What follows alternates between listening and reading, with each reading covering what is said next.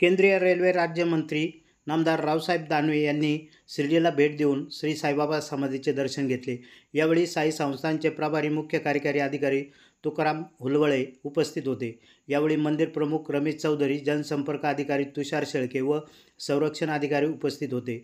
माननीय नामदार श्री रावसाहेब दानवे पाटील यांनी श्री साईबाबाच्या समाधीचे दर्शन घेतल्यानंतर त्यांचा सत्कार साई संस्थानचे प्रभारी मुख्य कार्यकारी अधिकारी तुकाराम हुलवळे यांनी श्री साई मूर्ती व शाल देऊन सत्कार केला।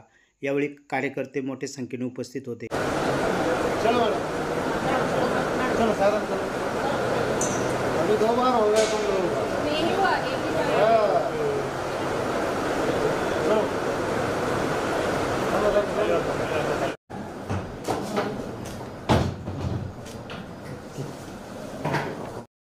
प्रवरा न्यूजसाठी संपादक विजय बोडखेसह प्रतिनिधी पत्रकार राजेंद्र गडकरी, शिर्डी।